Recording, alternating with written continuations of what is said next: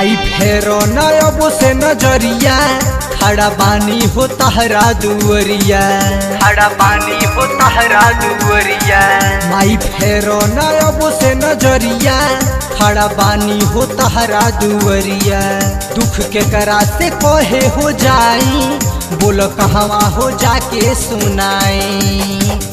अबहू से बेटवा पर विचार करहो, मझधार में बा हमरो नैया मैया पार करहो।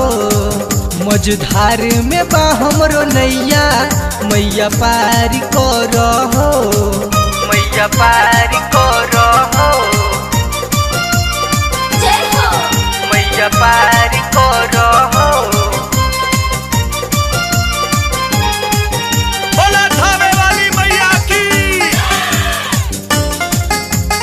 पारी डूबल जाता नैया मैया कहाँ छुपल बाड़ू, कहवना से वखवा घरे बोल रुकल बाड़ू, बोल रुकल बाड़ू।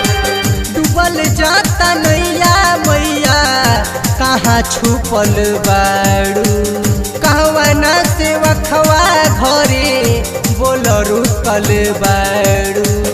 शेरवा के हाली से सवार करहो, मझधार में बा हमरो नैया मैया पार करहो।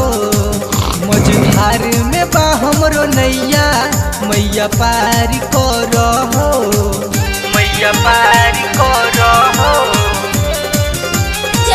मैया पार करहो।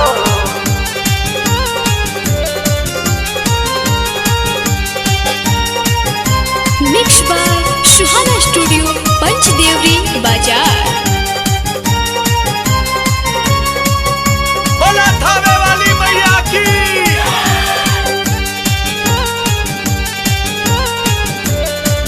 मैया पार करहो, ले बानी मैया राऊ महिमा पार बा। तीनों तीर लोक में राउर सच्चा दरबार बा, सच्चा दरबार बा।